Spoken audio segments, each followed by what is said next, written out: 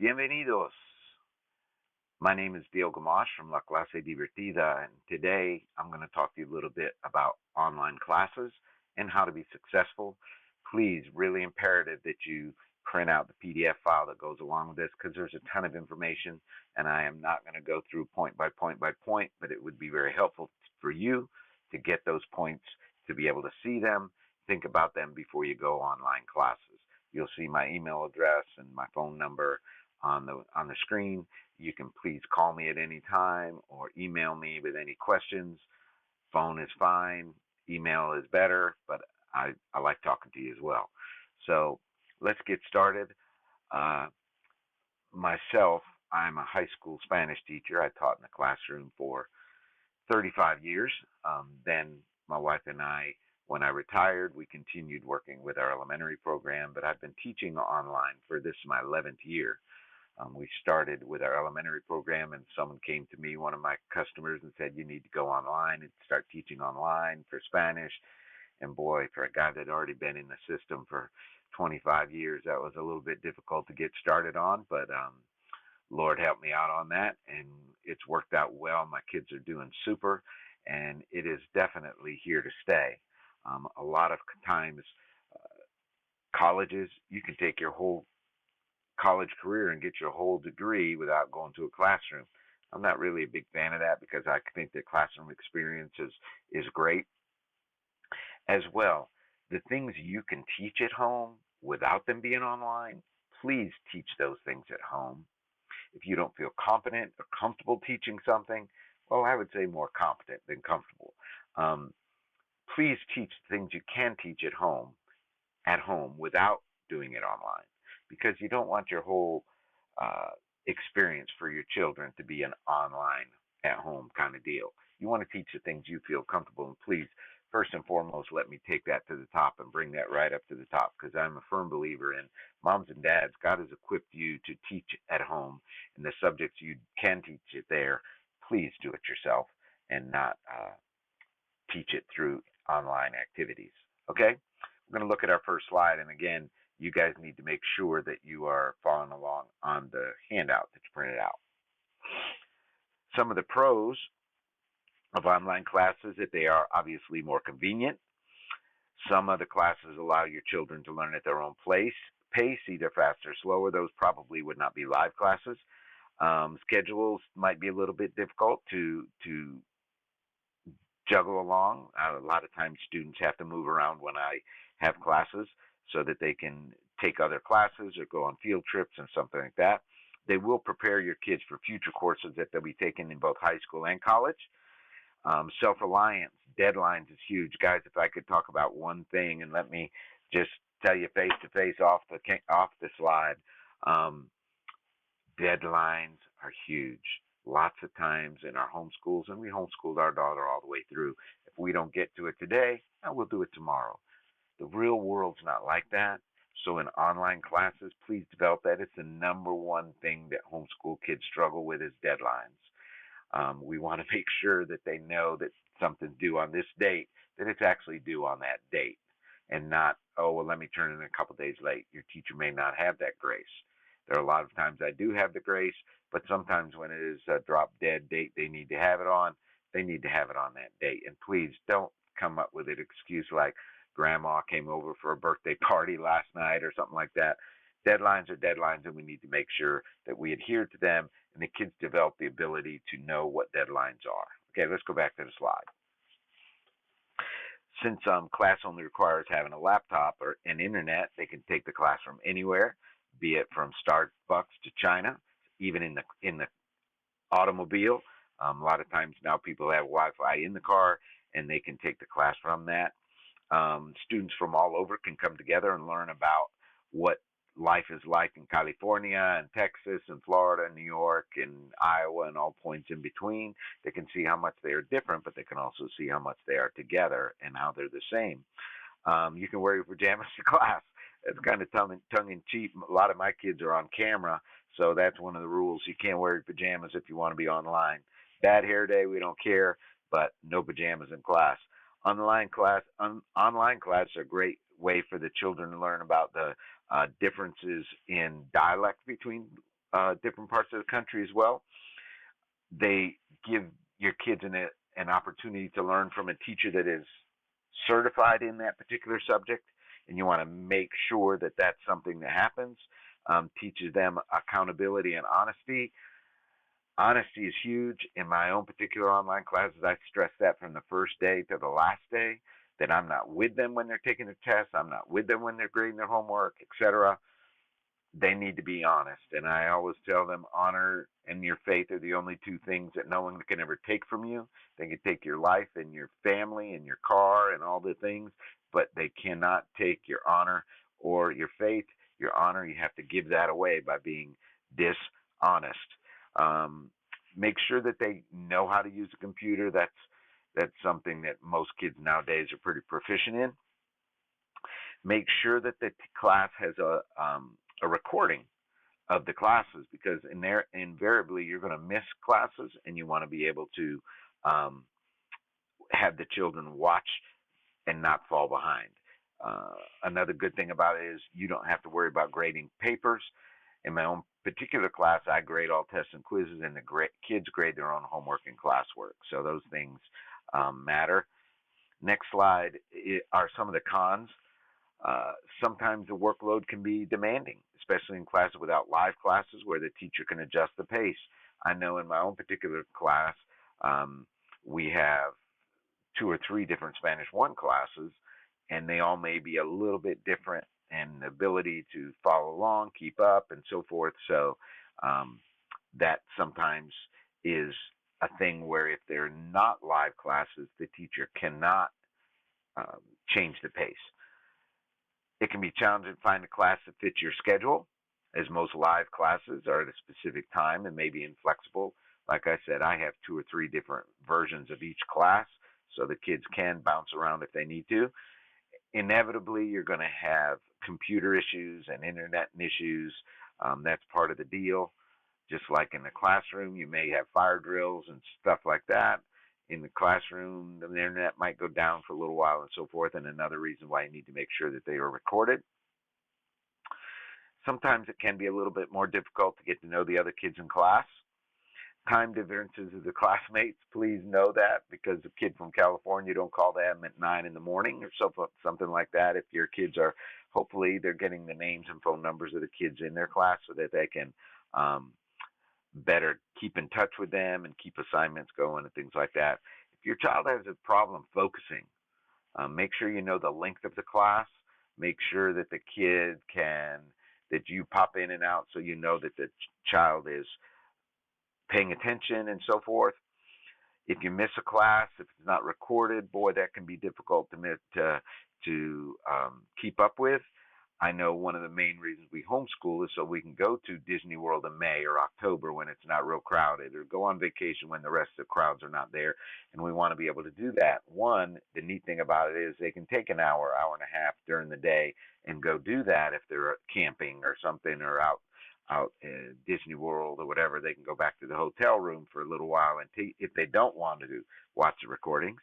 But obviously, if they are recorded, that can be a big plus, and I always record every class. The fees in the course textbooks are usually paid up front. That can be a little challenging, as all the classes come up due at the beginning. In my own particular case, I never let that the families can't afford the whole thing right off the bat dissuade them from taking the class, because I want them to be able to, and it's a ministry for my wife and I as well. So I always can take payments on courses. And remember, Class A, and remember about this, that every teacher is going to structure their class a little bit different.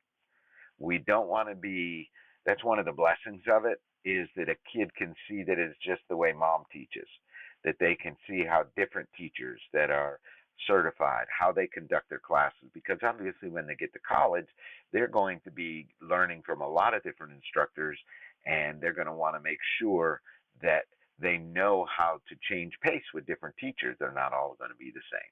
So that's a real big part of it, and getting to know how to interact with teachers. I get a lot of students that are kind of afraid to talk to me on the front end, and they have their mom and dad call me, and I always tell them, guys, I love talking to your mom and dad, but you're grown now. I want to be able to talk to you. There's nothing you can't talk to me about as far as this class goes, whatever it might have to be. Call me. I don't want to talk to your mom and dad. I want to talk to you, and it develops a skill that is the utmost importance is dealing with adults, dealing with teachers, standing up for yourself when you need to, etc. Because they're going to get bombarded in college, and you want to have them have the ability to talk to adults and to get their point across and to stand up for themselves and so forth. Okay, let's go back to the slides. Um, how on earth do I choose? First of all, pray for guidance, and I don't mean that tritely. Make sure that you're asking the Lord what He wants you to do. And also make sure the teacher's worldview, while it may not be exactly like yours, make sure that their worldview is not completely opposite yours. In college, you're going to come in contact with that. So as they get older, you might not worry about that so much because they need to stand up for themselves and learn to stand on their own 2 feet and keep to their principles and the lessons that you've taught them in life. Um, I stress this more than anything in the whole workshop. A live and interactive class is really a must, and it depends on the subject. Some subjects lend themselves a little bit more to lecture, so it's not a bad thing.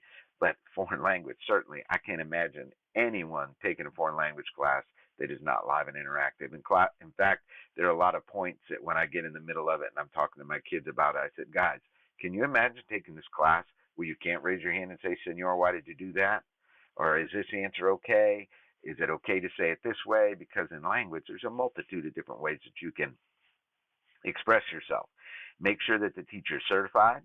Try to speak with the teacher personally before committing to the class. And if they don't want to do that, then you might not want to sign up with that. Visit the class before paying for it and make sure it's the right fit for you. Any of you that are thinking about taking my class, please just email me. I'll send you a link that you can come visit anytime, see what the class is like, have your child watch it with you. Reviews about the class. Listen to your friends. Listen to your family members that are homeschooling. Go online and find these online support areas, your co-ops and things like that. The magazines that are out there, they have lots of different reviews. A lot of different ways. The Well-Trained Mind has a multitude of different forums that you can go to. Make sure that the syllabus is available and the course content is available. If they don't have that, that means it might be a little slipshod and it might be a little patchwork, and you don't want that. Um, Make sure that you research the materials and the prices that go along with them so you can make the best choice on that. Huge one is make sure that your course will be accepted by high schools and universities. Guys, that's huge. You want to make sure on the front end that that teacher's certified, that they know that. I know in my own particular case, I even went through the NCAA, which is the sports area of colleges, and you may take my class and it is accepted through the NCAA clearinghouse, which is what people have to do in order to be able to participate in extracurricular activities in college. Are there any prerequisites to the course? Make sure that you know that your child is both mentally and academically able to handle the class. Make sure that you know what the workload's going to be. Make sure that you know how much time outside of class they're going to need. And obviously, the maturity level is huge, not only academic maturity, but their maturity level to be able to make those deadlines and so forth. Make sure that your kids understand the commitment or workload of the class. The workload is important. Stay up with it. All your grades, I know in my particular class, all the grades are on a website. Keep up with that. Know what your kid's username and password. In my own case, my grades are sent so through the parents' email. Keep up with it, please. And I don't want to say don't trust your kids, but I don't know if you know it or not, but high school kids sometimes they get lazy and sometimes they don't tell you the complete truth. I know that's hard to understand, but sometimes they don't. So don't take their word for it that they're keeping up. Keep up with it. Oh, you're missing this assignment. What happened to these workbook assignments? You got 3 in a row that you're missing here. What's going on with that? Okay, so those are important. Make sure that you're keeping up with your kids and make sure that their maturity level is such that they can handle it. Okay, let's go back to the slides. What to avoid. Please don't choose a class where your child will need outside help all the time. If you're having to pay for a tutor all the time, then boy, that can get very pricey. In my own particular classes, I have my upper level Spanish kids tutor my lower level Spanish kids as well. We have a conversation class that the kids can go to that is for free so that they can learn how to speak well. We do it in class a lot, but this is a little outside, so they want to get great at it. Don't overload your time and ability of your kids. Please don't bother with a class that the teacher doesn't make himself available to you, or it's real hard to get a hold of them, both orally and through email. You really want to be able to talk to them sometimes as well. Um, Please don't have your kids go automatically to the second level of a course if they're not ready, if they haven't mastered the first time. Um, make sure that when you're doing it, that you have a teacher that's fun, that they make it interesting. Um, one of the biggest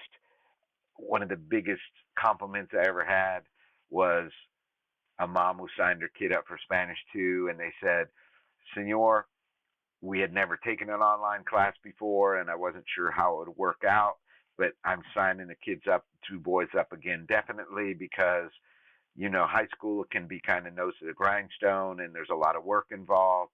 She said, "I never walked through the room where they were taking class or when they were taking class that at some point during the class they weren't laughing out loud." And that's important, guys, to sit there with a teacher that's just droll and boring. Man, that can get, especially if it's a class that's not live, my word, it can be very, very boring for the kids, and they're not going to pay attention. They're not going to learn much. Please, that's another reason why the live class is huge. Make sure that your kids are in a live class if at all possible. Back to the slides. Please don't sign up for a course that meets infrequently. You need to do it. My Spanish class is an hour and a half twice a week plus a conversation class. I want to have plenty of time with them. And a lot of times your college courses and your high school courses, they're required to have X amount of hours of FaceTime with the teacher. And please, I know that the classes are recorded, or they should be recorded, but it gets rather difficult for the kids to keep up if you're missing all the time. Once in a while is fine, but please make sure that you want to make sure that the kids are there a lot. Also, please make sure the headset, mic, and computer are in good working order. My class is mandatory to have a headset mic because I want to hear every kid every class. So we want to make sure that they are involved in that. The nuts and bolts of it. Some classes don't have textbooks, some do. Make sure you know how the homework is submitted, if you have to grade the homework or you don't have to grade the homework. Um, Sometimes the non-live classes just have questions and answers, which sometimes can be very ineffective. Most tests are done on websites, but please don't think if the teacher has his own test that there's something wrong with that. Homemade tests made by a teacher that's been in the field for a long time, those are great a lot of times. Make sure that their grades are accessible at all times. You want to be able to keep up with that. In my own particular classes, I update them every week so that the kids know what's going on. Make sure you have all the answer keys to any workbooks and so forth. As a parent, make sure that when you get your grades that they are in an official report card format. Teachers and computers make errors. I'm putting in probably 45 grades for each child per term, and I have 100 kids. That means I'm putting in 4,500 grades. You're going to make some mistakes. There's no getting around that. Just make sure and keep up with it. And please, again, have your kids not afraid to ask the teacher for clarification of why the grade is or what the grade, they made a mistake and so forth. If their kids are taking tests, online. Please know that they're taking that test. Please walk in, make sure they're doing the right thing. They don't have other phones around, no workbooks and homework and textbooks open, no other websites open on their computer. Make sure that they know that you're paying attention to that because, again, we want to install honesty and integrity, but kids are kids, and we all need help staying within the guidelines and between the lines in the road. Make sure that the teacher is providing homework, feedback on the homework and the tests in a timely manner. Encourage your kids, even though the words are on the whiteboard or whatever it might happen to be, encourage them to learn how to take notes. I was the worst note taker in the world.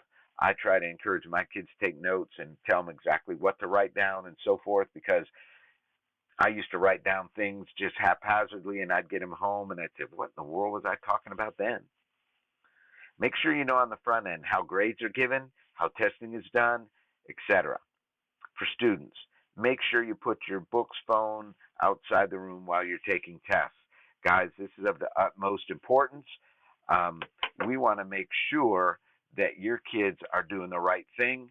We want to make sure that they are successful with this, guys. This is such an advantage in the homeschool arena that the kids can take algebra 3, they can take trigonometry, they can take upper level chemistry from something other than you without you having to take them to the local community college or having them go to a co-op. Where those things are fine if you have access to that, but a lot of times we don't have access to that.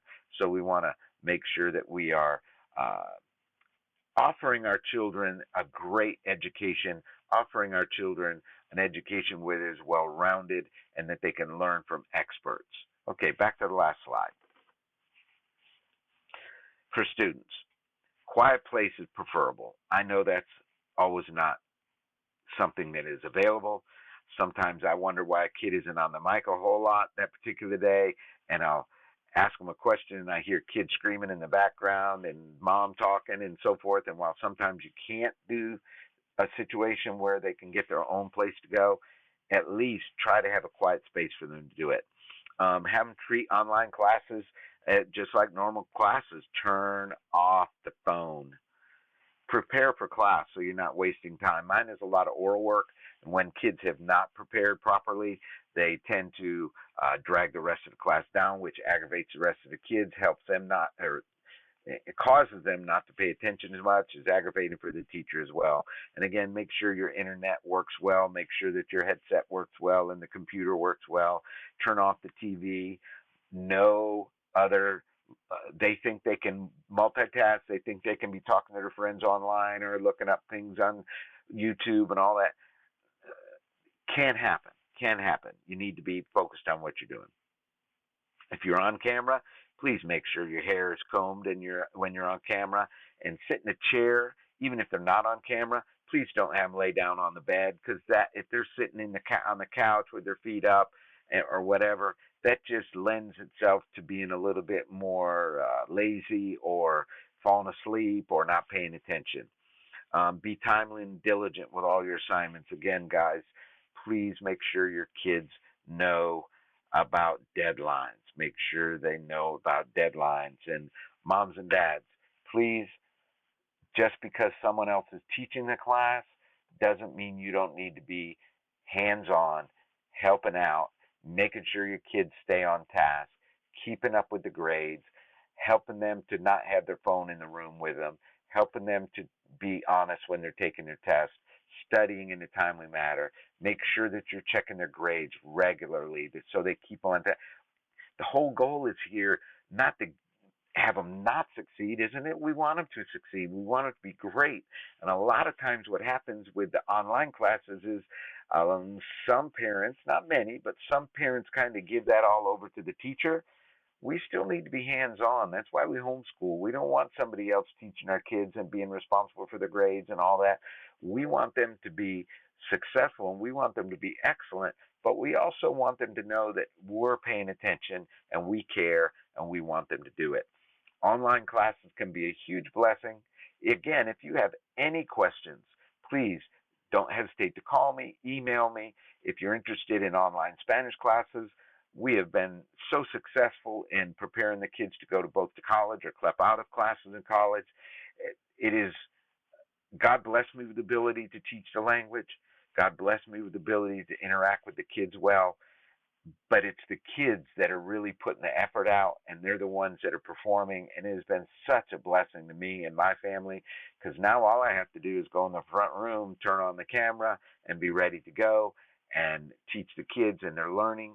It's been a huge blessing. So use this um, medium as a way to enhance your kids' online experiences and their learning experiences. Please be diligent in how you choose the class. If you have any questions, refer back to the sheet I sent you. Gracias. Que Dios les bendiga. Have a great year. And if you have any questions, don't hesitate to call me. Adios.